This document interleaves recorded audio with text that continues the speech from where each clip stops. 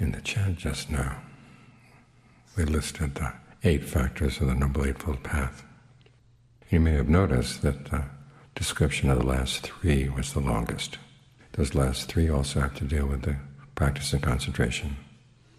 Right effort, right mindfulness, and right concentration itself. You make an effort to get rid of unskillful qualities and to develop skillful ones. Now you start that with the practice of generosity and the practice of virtue. You try to get rid of your greed and your stinginess, the narrowness of the mind that doesn't want to help other people, by being generous with your time, generous with your things. That way you develop skillful qualities in place of the unskillful ones. The same with the practice of virtue. You abstain from harming others. You develop a mind of goodwill. And it not only is a mind of goodwill, but it finds its expression in what you do and say around other people. You develop good qualities in this way, abandon unskillful ones. You're getting the mind ready to practice concentration. Because virtue in particular is one of those things that is virtuous only if it's continuous. If it has big splotches and big gaps, you're not different from anybody else out there in the world. But if you can make it continuous, then it becomes a force in the mind. And then you take that principle of being continuous and trying to do what's skillful and abandon what's not. That becomes your right effort. And as the Buddha said, though, to maintain skillful qualities in the mind requires energy, requires nourishment. This is where mindfulness and concentration come in. Here the Buddha defines the factors that lead you from mindfulness to concentration. He lists in another place the 7 factors for awakening. You've got mindfulness. In other words, you keep in mind the fact that you want to have one topic here, like the breath. Or you could think about the different parts of the body. The Buddha has a list of 32 parts. You can visualize them to yourself. Just run through the head, hair, the body, nails, teeth, skin. Just start with the first 5. Those are the ones you see outside. You can think about, this is what makes the body attractive, but then if you had those things separately, a little pile of hair here, nails here, teeth there, skin there, you'd run away. There's so much of our attachment to the body is determined by these 5 things. You think about this to get a sense of dispassion, and a sense of samvega, a sense that you've been looking for happiness in the wrong places. And if you don't change your ways, you're going to keep on going to the wrong places. So you choose one topic, and then you put aside all thoughts about the world outside. And to do that, you have to develop 3 qualities: mindfulness, ardency, alertness. Mindfulness is keeping things in mind, keeping in mind the fact that you want to stay here, and then remembering that when skillful and unskillful things come up in the mind, what you should do. Alertness is what watches what's actually going on in the mind. What are you doing right now? Are you staying with the breath? Are you wandering off? If you find yourself wandering off, that's when ardency comes in. Remind yourself you're not here to wander, you're here to stay. So you bring the mind back. And then while you're here, ardency means you try to get as sensitive as possible. How the breathing feels right now, how your body feels right now. Does the body feel at ease? Can you create a sense of ease by the way you breathe? What rhythm of breathing would do that? And also what texture? Heavy or light? Deep, shallow, fast, slow? Experiment for a while to see what feels best. And then when you get a sense of ease with the breath, think of the whole body breathing, all the nerves, all the blood vessels, this energy of the breath running through the whole body in this way. This allows the mind to settle down with a sense of ease. They've done that by analyzing what's going on and what can be adjusted.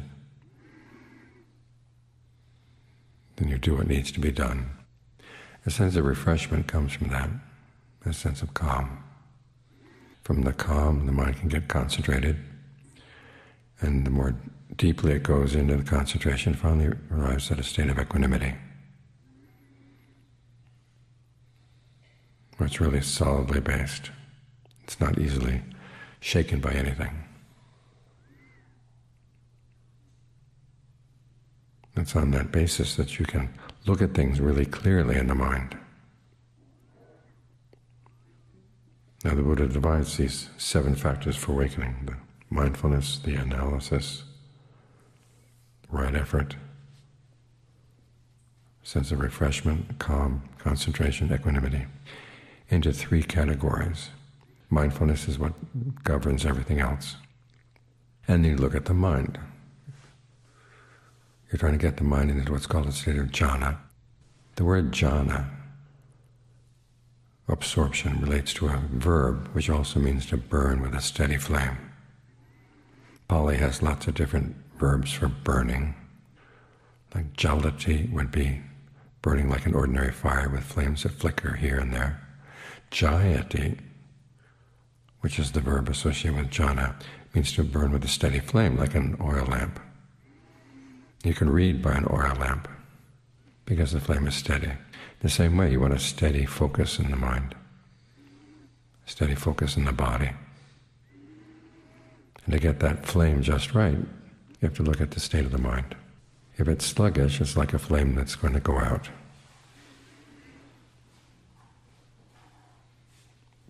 In which case you have to give it more energy. That's what the factors of analysis and persistence and refreshment do. They give more energy to the mind. If it's going too high, you calm it down with the calm, the concentration, and the equanimity. So you read your mind, look at what's going on, and then you make adjustments accordingly. This is an important part of the practice. Sometimes it's understood that you gain insight into the mind by simply watching whatever comes up and noting it, letting it go, noting it, letting go. The Buddha never teaches that. He says you learn about the mind by trying to do something with it, get it into concentration. It's like learning about eggs. You can sit there and watch eggs go past, like eggs on an assembly line. But what do you learn about eggs? Nothing much. You learn what color they have, what shape they have. But if you really want to understand eggs, you try to make something with them. Soufflés, scrambled eggs, fried eggs, shired eggs, steamed eggs. I read about a research institute in France. This is very French. They have research institutes that study cooking. They discovered the ideal temperature for soft-boiled eggs, the ideal temperature for hard-boiled eggs, by doing things with them. The same way you learn about your mind, by doing something with it, getting the mind into concentration and balancing it. When the energy is too high, you calm it down. When the energy is too low, you give it more oomph. And in doing that, you learn a lot about your mind. What works, what doesn't work. That's when you gain real insight. The Buddha makes another analogy. He says, like being a goldsmith. If the goldsmith were to put the gold in the fire and just leave it in the fire, it would burn up. If you were to simply look at it, nothing would happen. If you were to blow on it, nothing much would happen either. But he knows when to put it in the fire, when to take it out and blow on it, when to look at it, to figure out what needs to be done, decide whether it's ready or not to make into a ring or an earring. It's having that combination of skills, the blowing, the putting in the fire, and the looking. That's what enables him to be a skillful goldsmith. In the same way as a good meditator, you have to know when to put extra effort into correcting what's wrong with the mind right now, when to calm it down in concentration, and when to look at it with equanimity. That's when you get the mind in the state that you really want. Now, all of this has to be driven by the motivation to want to get the mind trained.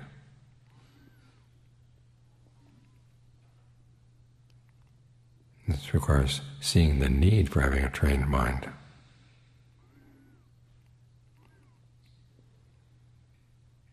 That's why we have that chant every now and then. The world is swept away, it does not endure. Offers no shelter. There's no one in charge. The world has nothing of its own. One has to pass on, leaving everything behind. And then it's a slave to craving. It's good to reflect on these things, because no matter how well our lives are going, we're going to die. And death is like a trap door. It comes suddenly and you're out. And what's going to receive you as you go through the trap door, that's going to depend on your actions. And how you handle the whole situation depends on the state of your mind. Ideally, you want to get to a state that doesn't die. That's what the Buddha's news is, basically. When he decided to teach, the first thing he said was, "Open are the doors to the deathless. Let those with ears show forth their conviction." In other words, he had found something that doesn't die. A happiness was not touched by death because it's outside of space and time. It's an amazing discovery.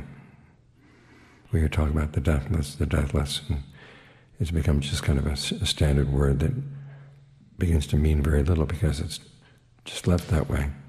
When we really think about it, the big problem in life is that no matter what pleasures we have, no matter what wealth we have, relationships we have, we're going to die at some point.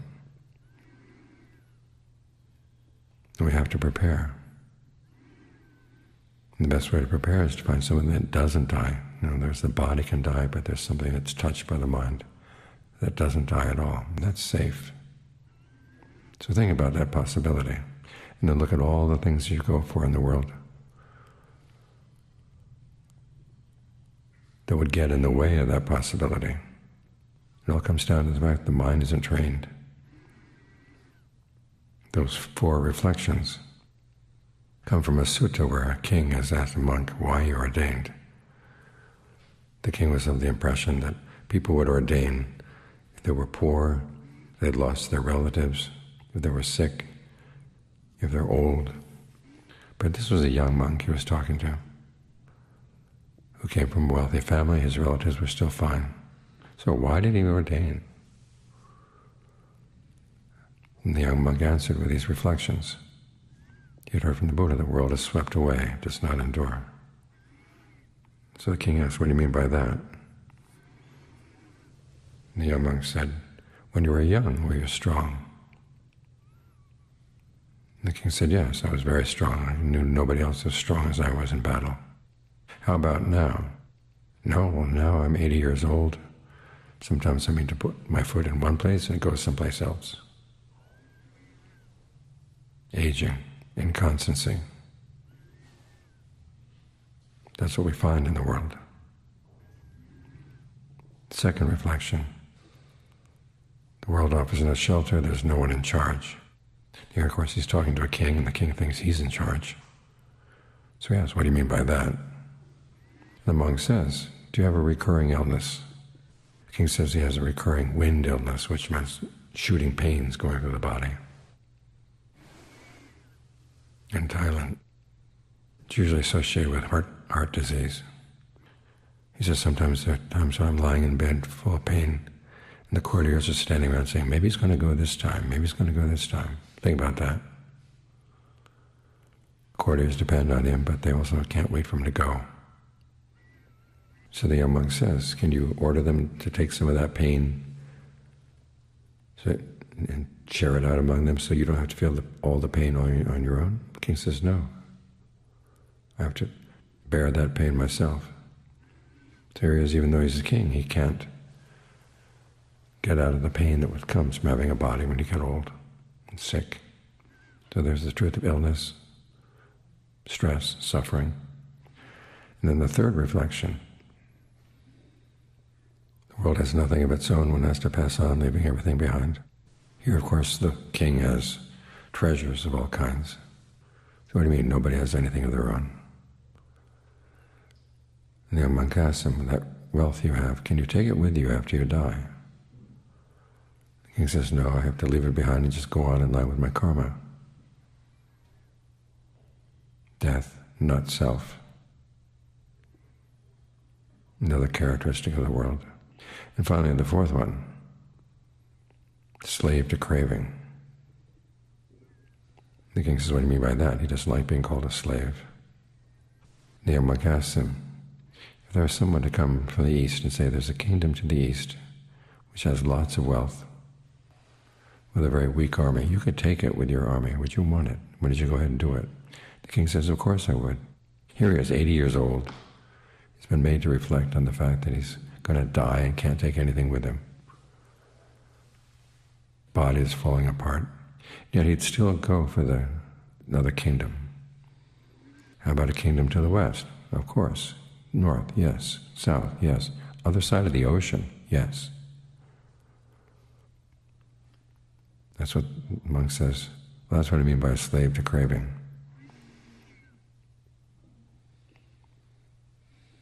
The world is marked by all these things, aging, illness, and death. Yet we keep coming back for more. Aging, illness, and death again. Aging, illness, and death again. And so it's the prospect of getting out of that. That's why he ordained. This kind of reflection is meant to induce what's called a state of samvega. When you think about it, if your mind doesn't get trained, this is what life is going to be. The next life, and the next life, and the next. You keep coming back for more aging, illness, and death. Again and again. That should induce a sense of dismay. That, of course, just having dismay would leave you in depression. But the Buddha offers the alternative. There is this deathless dimension which can be found through our own efforts. It's not created by our efforts, because otherwise it wouldn't be deathless. But there's a path that leads there, like the road to the Grand Canyon. It doesn't cause the Grand Canyon, but if you follow the road, you get there. To have confidence that there is that road, and it's humanly possible to get there. So the choice is yours. Do you want to stay coming back again and again, or find something that offers safety? This is why we train the mind, because it's through a trained mind that safe dimension can be found. As the Buddha said, it's the ultimate happiness. As he once told somebody, if you have any idea that there would be any pain or regret or sorrow after you've gone there, he says that's wrong view. It's the highest happiness. It's higher than you can imagine.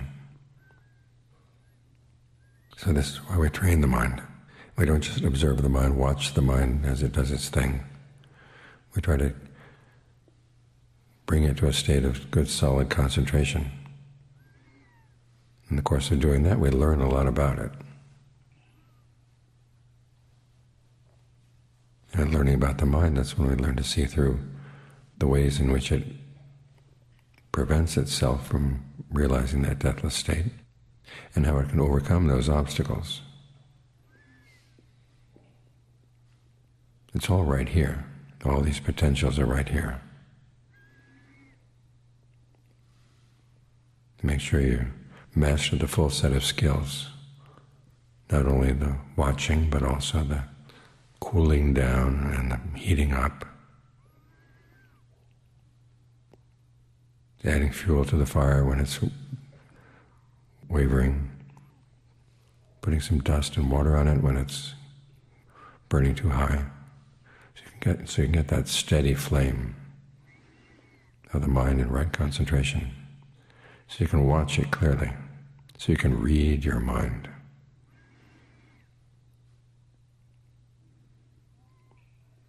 That's when you have a chance of discovering what potentials it has.